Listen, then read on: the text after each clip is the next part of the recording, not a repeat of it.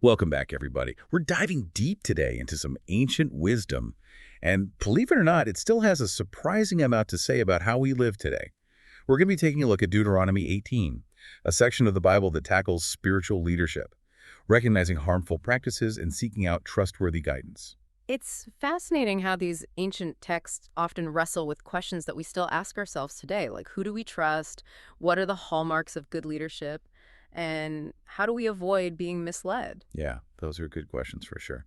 Okay, so Deuteronomy 18 starts off by talking about the tribe of Levi, who were the spiritual leaders of the Israelites. They didn't inherit land like the other tribes, but instead were supported by the community in exchange for their spiritual guidance. What's interesting here is this idea of designating a specific group to focus on the spiritual and ethical well-being of the entire community. And it suggests that this role was seen as absolutely essential, something worthy of communal support and investment. Right. Yeah, that makes me think about how we often expect spiritual leaders, or even ethical leaders in general, to just sort of exist and do their thing, often without adequate support. Mhm. But if we actually value their guidance, shouldn't we be doing more to create the conditions for them to thrive? Exactly. And it's not just about financial support either. It's about respect, trust, and creating an environment where these leaders can do their best work without constantly battling for resources or legitimacy. It makes you wonder, doesn't it? How might our communities be different if we truly prioritize the well-being of those who guide us ethically and spiritually? Hmm, that's a really good question. Okay. So we've got this idea of supporting ethical leadership, but then Deuteronomy 18 takes a sharp turn, goes on to condemn a whole bunch of practices: divination, witchcraft, sorcery, even child sacrifice, calling them abominations. This shift is really striking, isn't it? I think it highlights this contrast between genuine spiritual leadership and practices that are seen as manipulative or harmful. Back then, these were seen as ways to try and control the supernatural for personal gain or to exploit others. And the text is pretty clear that this is a big no-no. It's like a warning to be wary of anyone claiming to have all the answers, especially if those answers come at the expense of others. Do you think that translates to our modern world at all? Absolutely. Think about the prevalence of misinformation today, or the way people can be manipulated through fear and emotional appeals. These are modern echoes of the very things Deuteronomy 18 is warning against. It's a call to be discerning, to critically evaluate information, and to make sure our choices are grounded in ethical values, not just blind faith or It's fear. like an ancient lesson in media literacy, right? Yeah, I like that. An ancient lesson in media literacy for the modern age. And, the text doesn't just leave us with warnings. It goes on to offer a kind of antidote to these harmful practices, the promise of a prophet like Moses. This prophet is described as someone who would speak God's words and guide the people, a source of truth and a bridge between the divine and the human. It's like a blueprint for what ethical and trustworthy leadership should look like. That's fascinating. But it raises an interesting question for me. If we're supposed to be seeking out these kinds of leaders, these truth tellers who can guide us, how do we know who to trust? Especially in a world where everyone seems to claim to have the truth. It's a question for the ages, isn't it? And thankfully, Deuteronomy 18 actually tries to address that very concern. It warns against false prophets, people who claim to speak for God, but who are actually motivated by selfish desires, or who spread falsehoods. So how are we supposed to tell the difference between the real deal and someone just trying to manipulate us? The text gives us some clues. It says a true prophet's words will come to pass, meaning their actions and the outcomes of their guidance will align with what they're saying. It also emphasizes the need to discern the prophet's motives. Are they seeking power for themselves, or are they genuinely trying to serve others? Those are pretty solid criteria, even for evaluating leaders today. It's not just about charisma or catchy slogans, but whether their actions actually match their words, and whether they're truly invested in serving something larger than themselves. Exactly. It's a call to look beyond the surface, to think critically about who we're giving our trust to, and to make sure their values and actions align with what we believe in. And honestly, this applies to more than just religious leaders.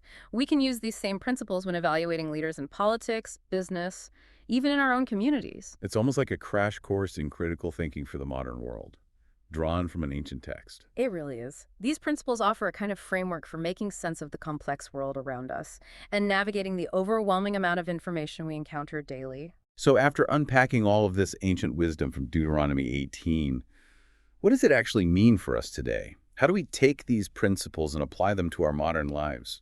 The beauty of these principles is that they are surprisingly adaptable. They provide a framework for ethical living and decision-making that can be applied in so many different contexts. Can you give us some concrete examples? Like, Yeah. how might these ancient ideas actually play out in our everyday experiences? Well, let's start with the idea of supporting those who serve. It's easy to take for granted the people who contribute to our well-being, teachers, healthcare workers, community organizers, even the people who keep our cities running. Deuteronomy 18 reminds us to acknowledge their value, not just with words, but with action.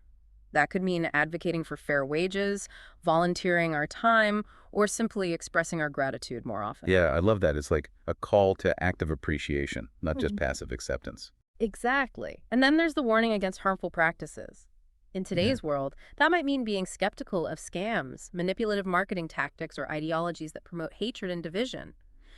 Deuteronomy 18 encourages us to be discerning consumers of information and to make sure our choices are grounded in ethical values. Right. So as a reminder to check our sources, think critically, and not fall for things that sound too good to be true. Precisely. And then there's that idea of the prophet, the ethical leader. We can apply that to how we choose our leaders in every area of life. So not just in religious context, but also in politics, in our workplaces, Yeah. even in our families and communities. Absolutely. Look for leaders who demonstrate integrity, who are accountable for their actions, and who genuinely seek to serve the common good. And be wary of those who just want power for its own sake, or who are willing to exploit others for their own gain. Exactly. Deuteronomy 18 reminds us that true leadership is about service, not self-aggrandizement. It's about empowering others, not controlling them. This has been so insightful. I feel like I'm getting a masterclass in how to navigate the complexities of modern life with ancient wisdom as my guide. But let's get even more specific. How might these ideas actually show up in our personal and professional lives? In your personal life, consider your relationships. Are you surrounding yourself with people who uplift and support you? Are you treating others with respect and fairness? Are you seeking guidance from sources that are trustworthy and reliable? These are all questions that flow directly from the principles we've been discussing. Yeah, it's like a checklist for building healthy relationships and making wise choices. What about in our professional lives? Think about your work environment. Do you feel valued and respected there? Are you contributing to something meaningful? Are you working for a company or organization whose values align with your own? These are all questions that can help you determine if your professional life is in harmony with the principles we've been discussing. So it's not just about finding a job that pays the bills. It's about finding work that has purpose and aligns with our ethical compass. Exactly. And if you find yourself in a situation that feels misaligned, Deuteronomy 18 might inspire you to make a change.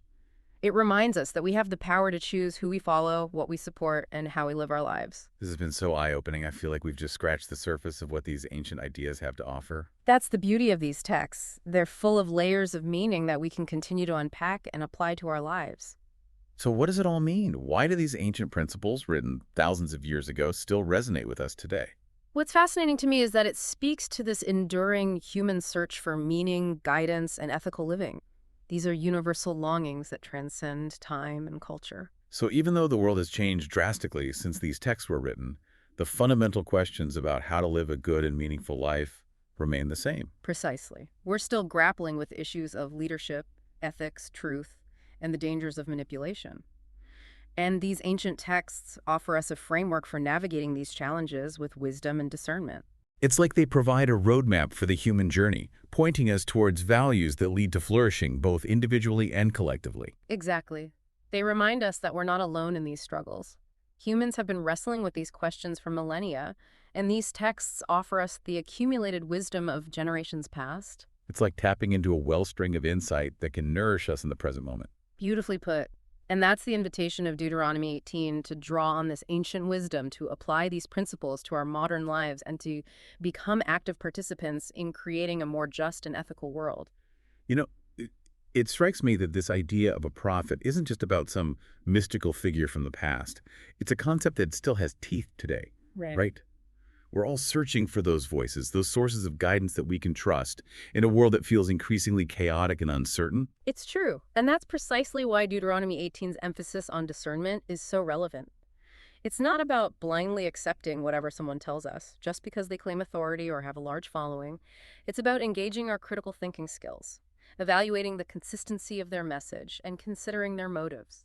So it's less about finding a single perfect prophet and more about cultivating the tools we need to evaluate information and choose our sources of guidance wisely. Yes, it's about recognizing that even those we admire or respect can be flawed, and that ultimately we each have a responsibility to engage critically with the information we encounter and the voices we choose to follow. It's empowering in a way. It reminds us that we're not just passive recipients of information, but active participants in shaping our own understanding of the world and our place in it. Absolutely. And that active engagement, that willingness to question and discern, is ultimately what allows us to grow, to learn, and to make choices that are aligned with our deepest values. This has been such a rich and thought-provoking conversation. I feel like we've peeled back the layers of this ancient text and found wisdom that's surprisingly relevant for navigating the complexities of modern life. It's been a pleasure to explore these ideas with you. I hope our listeners will feel inspired to continue this journey of discovery, to delve deeper into these ancient texts, and to find ways to apply these timeless principles in their own unique lives. I couldn't agree more. So to our listeners, we encourage you to keep asking questions, keep seeking truth, and keep diving deep. Until next time.